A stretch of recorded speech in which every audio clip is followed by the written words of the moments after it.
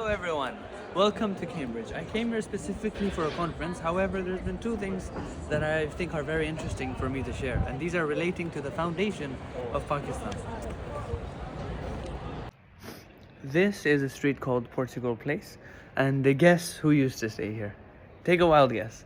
It was none other than one of the founding fathers, or the main person who had a dream and envisioned this idea of Pakistan, the great Muhammad Iqbal. So he used to stay in this house when he was studying philosophy in the Trinity College. And obviously this is a great poet, philosopher.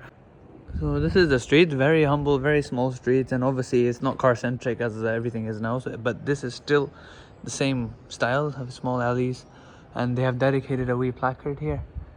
So he was a major philosopher, major poet, many great things he did for the country. And during this time he stayed here from I think 1905 to 1908 or 1907. So he wasn't writing any poetry. He was very disillusioned with the idea of poetry, but he continued after. But he was studying philosophy at Trinity College during this time. The second place I want to show you is the grave of Chaudhry Rahmat Ali. You might not even recognize this name, but he was also one of the most influential founders and leaders during the 1930s, 1920s, when he was helping to form the country of Pakistan.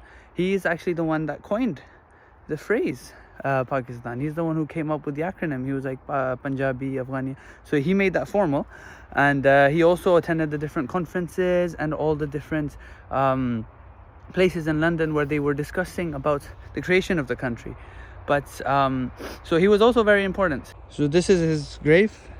It's in central Cambridge area next to the airport, and it's a very beautiful quote. I really like this, where it says how people asked him why he never married, and then he said, "I'm married to Pakistan," which is very nice.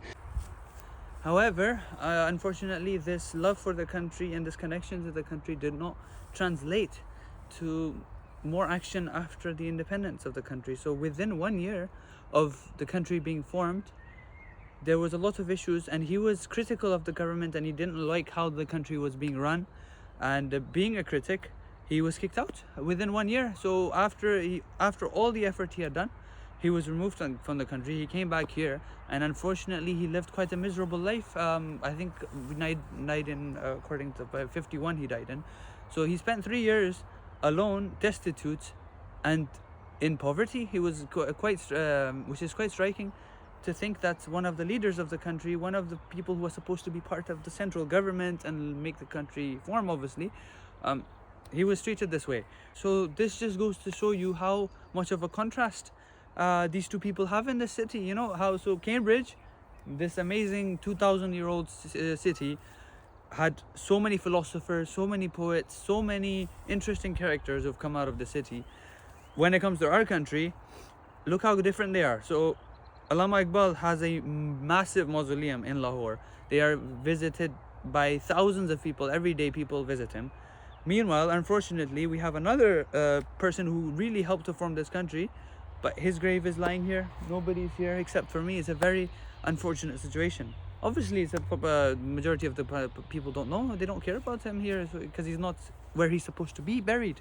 So it's a very sad and interesting story of how, even though in reality people do a lot of things, Allama Iqbal has his credit where he's due. But Chaudhry Rahmat Ali also deserve recognition, but unfortunately, just the way history is shaped, just the way we decide to remember people, he is not remembered the same way. So it's a very interesting thought that how two people are connected to the same city. One is celebrated a lot, the other one is unfortunately forgotten, and that's the harsh reality of life. Thank you very much, and I hope you enjoyed this small insightful, because I was here just to explore the city after finishing my conference, and I just remembered that there's some really fascinating history. So thank you.